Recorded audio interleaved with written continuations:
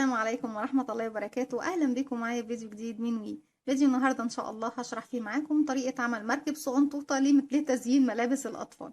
المركب بتاعتي بتكون عبارة عن إيه؟ نبدأ نقول بسم الله الرحمن الرحيم. طبعا الألوان اللي انتوا حابين أو تفضلوا تستخدموها ده طبعا يرجع لكم إيه الأذواق اللي انتوا حابينها. هسيب مسافة من الخيط، هلف الخيط حلقة بالشكل ده على الهواء.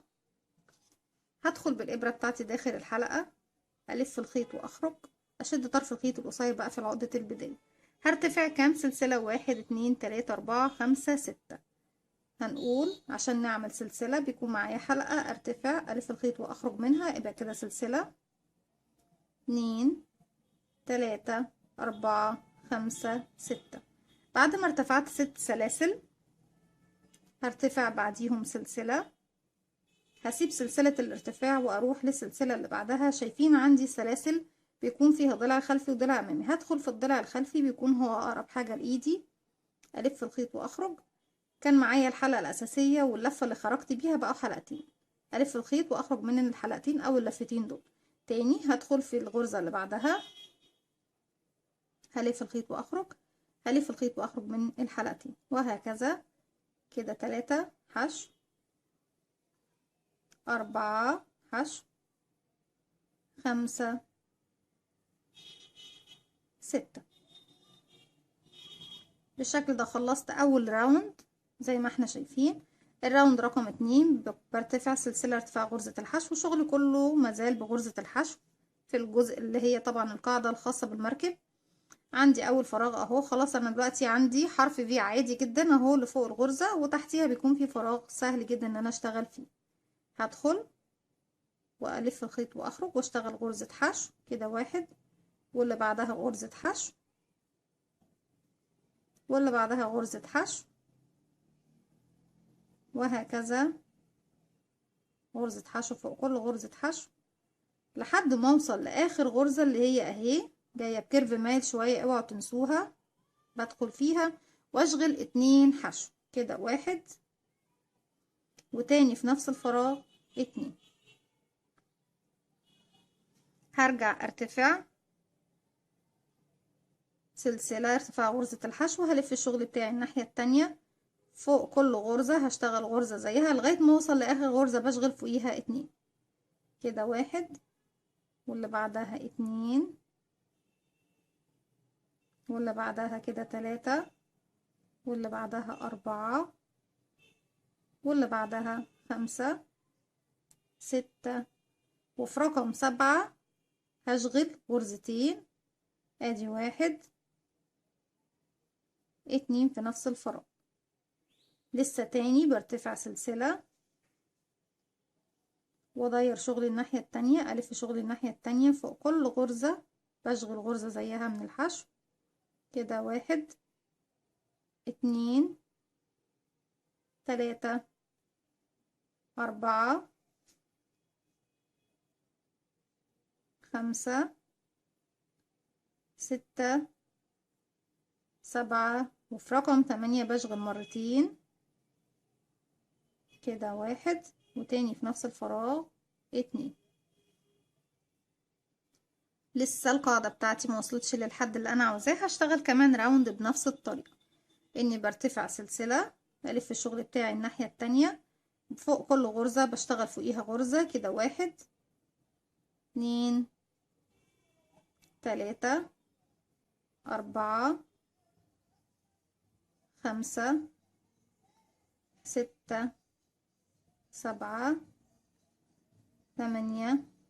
ورقم 9 هشتغل فوقيها 2، يبقى كده 9 تاني في نفس الفراغ 10.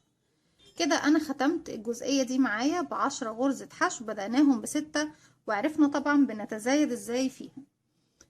في المرحلة دي هعمل الاطار بس اللي حوالين ايه المركب. لو حابين تعملوه بنفس اللون هنكمل بنفس اللون، لكن لو حابين تغيروا اللون هوريكم دلوقتي. لو حابين نغير اللون هنعمل ايه؟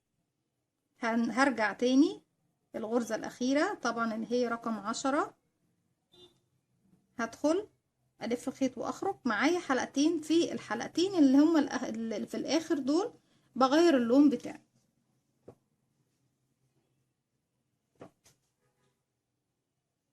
هجيب اللون الجديد هلفه بالشكل ده حلقة على الهواء، واقفله كمان عقدة بداية. انا بفضل دايما ان انا اقفله عقدة بداية، ممكن تسحبي الحلقة عادي، لكن انا بفضل اقفله بعقدة بداية واسحبه من الحلقتين اللي اللي موجودين عندي.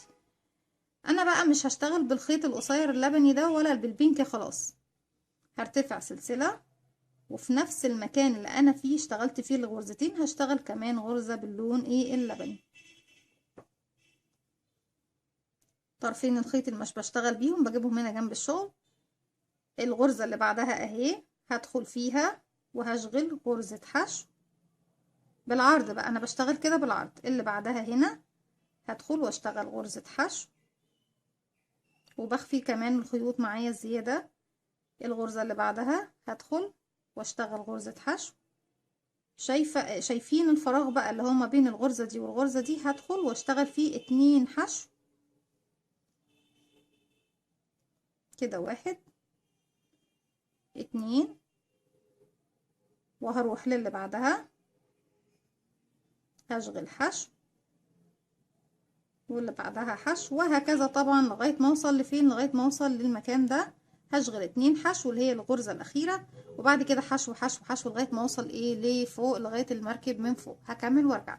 رجعت لكم تاني، وبكده اكون خلصت القاعدة بتاعة المركب بتاعتي زي ما احنا شايفين. طبعا هنقص الخيط وننضفه، واحنا كنا عاملين مع بعض فيديو لتنظيف الشغل لو حابين تراجعوا عليه، بس طبعا انا مش عايزة اطول عليكم. الجزئية اللي فوق اللي هي الشراع بتاع المركب هنعمله ازاي. هنجيب لون تاني، طبعا انا زي ما قلت لكم في البداية الالوان انتوا ممكن تشكلوها زي ما انتوا حابين. هسيب مسافة من الخيط، هلف الخيط حلقة بالشكل دوت، هرتفع 9 سلسلة، هقفل بس عقدة بداية وارتفع بسم الله 1 2 3 4 5 6 7 8 9. نوع الخيط اللي انتوا حابين تشتغلوا بيه او سمك الخيط اللي تحبوا تشتغلوا بيه طبعا لازم يكون مناسب للإبرة، بس طبعا انتوا تقدروا تحددوه زي ما انتوا عايزين. انا بشتغلها، طبعا انتوا بتشتغلوها باي نوع خيط او اي سمك خيط، وهي بتبقى من بواقي الخيوط الموجودة عندكم. بعد كده هرتفع سلسلة فوق اول سلسلة، يعني انا بسيب السلسلة ارتفعتها فوق تاني سلسلة بقى اللي هي تعتبر اول سلسلة من التسعة، هدخل فيها وهعمل غرزة منزلقة. هدخل الف الخيط واخرج منها، واخرج كمان من الحلقة اللي على الابرة. بكده اكون عملت منزلقة. الغرزة اللي بعدها بعمل فيها غرزة حشو، الف الخيط واخرج، اتبقى معايا حلقتين بلف الخيط واخرج منهم. الغرزة اللي بعدها بعمل غرزة نصف عمود، معايا حلقة بلف الخيط على الابرة بيبقوا حلقتين. هدخل في الغرزة اللي هشتغل فيها الف الخيط واخرج، معايا 3 حلقات، هلف الخيط واخرج منهم هما التلاتة، 1 2 3. بعد كده الغرزة اللي بعدها هشغل غرزة عمود بلفة، بيكون معايا حلقة بلف الخيط على الابرة بيبقوا حلقتين. هدخل في الغرزة اللي هشتغل فيها الف الخيط واخرج، معايا 3 حلقات، هلف الخيط واخرج من حلقتين، الف الخيط واخرج من حلقتين. الغرزة اللي بعدها واللي بعدها الاتنين اللي بعدها هشتغل فيهم غرزة عمود باتنين لفة، بيكون معايا حلقة 1 2 على الابرة، بلف الخيط على الابرة مرتين.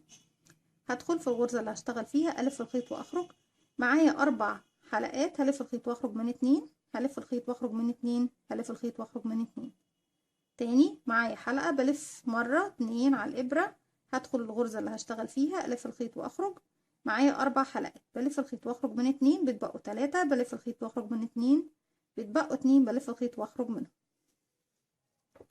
الغرزتين اللي جايين هشتغل فيهم غرزة يعني كل واحدة فيهم غرزة عمود ب3 لفات، بيكون معايا حلقة بلف 1 2 3. هدخل الغرزة بتاعتي الف الخيط واخرج، بقى معايا كام حلقة؟ 1 2 3 4 5، الف الخيط واخرج من حلقتين بقوا 4، الف الخيط واخرج من 2 بقوا 3، الف الخيط واخرج من 2 بقوا 2، الف الخيط واخرج من 2 تاني. بكرر 1 2 3، الف الخيط واخرج من حلقتين، الف الخيط واخرج من حلقتين، الف الخيط واخرج من حلقتين، الف الخيط واخرج من حلقتين. بعد كده هرتفع 1 2 3 4 5، وهروح للسلسلة اللي انا عملتها دي وهشغل فيها غرزة منزلقة بالشكل ده. هكرر نفس اللي انا عملته هنا الناحية دي بس بالعكس، يعني انا اخر حاجة عملتها كانت كانت ال5 سلاسل، اذا هرتفع تاني 5 سلاسل، 1 2 3 4 5، وهروح للغرزة دي اللي هي عمود ب3 لفات، اشغل فوقيها عمود ب3 لفات زيها اهي.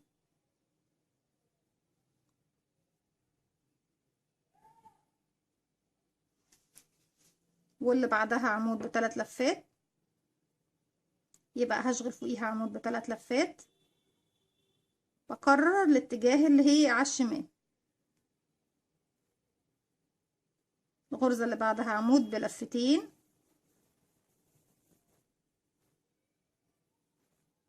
طرف الخيط طبعا لو كنت بدأت بيه باخده معايا في ظهر الشغل عشان ايه اخفيه معايا.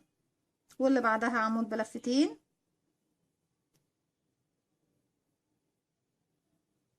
بالشكل ده.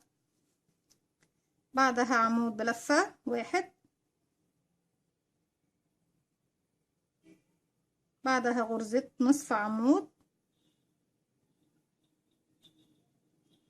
بعدها غرزة حشو،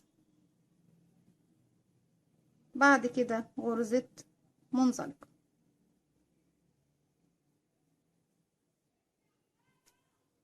بالشكل ده اهو. بتكون المركب بتاعتي.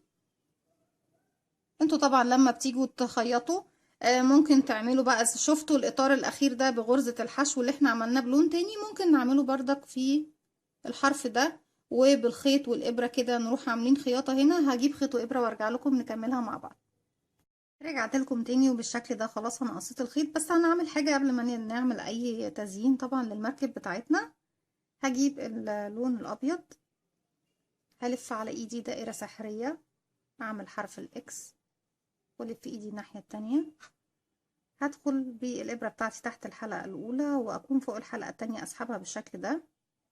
هخرج الخيط من على ايدي، هرفع طبعا الخيط المتصل بالبكرة على ايدي بالشكل ده، وهرتفع سلسلة ارتفاع غرزة الحشو. طرف الخيط القصير بحافظ عليه لان هو اللي بيقفل لي طبعا ايه مركز او سنتر الدائرة السحرية ده. هشتغل داخل الفراغ دوت واحد غرزة حشو، اتنين، تلاتة، أربعة، خمسة، ستة. هشد طرف الخيط القصير، هقفل بقى الدايرة بتاعتي كلها زي ما احنا شايفين اهو بالشكل ده، وهقفل بغرزة منزلقة في اول غرزة انا ايه اشتغلتها بالطريقة دي. هسيب مسافة من الخيط وهقص الخيط بالشكل ده بالطريقة دي. طبعا بننضف الخيط زي ما احنا عارفين، بس انا بردك زي ما قلت لكم مش هضيع عليكم الوقت في تنظيف الخيوط. هجيب بقى الخيط دوت، هحاول كمان ان انا ايه هدخله كده، الفه معايا في ظهر الشغل وانا بعمل الشكل الاخير. هاجي هدخل في المنتصف كده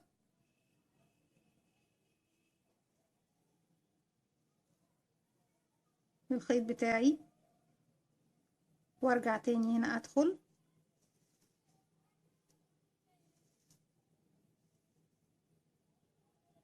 كمان مرة،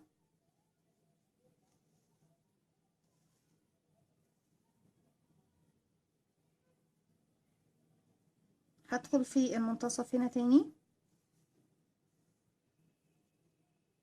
وهاجي الناحية دي بقى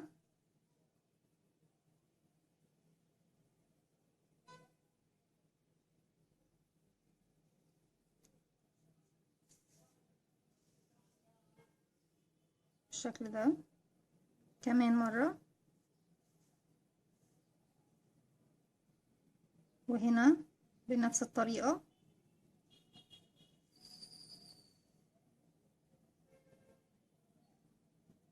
ومرة كمان عفوا. وباجي بقى ايه يعني، بس انا عايزة طبعا كل واحدة تكون بعيدة عن التانية شوية، ومرة كمان هنا اهو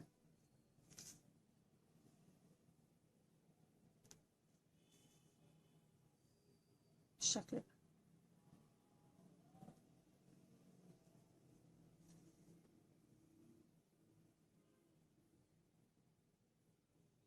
كده انا عملت اللي انتوا عارفين اللي هو بيكون طوق النجاة، بنحطه هنا بالشكل ده، او بنحطه بقى هنا في المركب بتاعتي كده فوق الشراع، يعني زي ما انتوا حابين، خليه هنا احسن.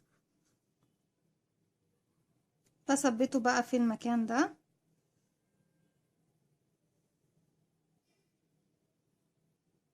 مش هطول عليكم، بالطريقة دي اهي. كمان حتى نعمل اي شكل ايه بسيط من فوق في المركب بتاعتي. بس انا كل اللي انا اعمله ممكن ايه، هدخل من هنا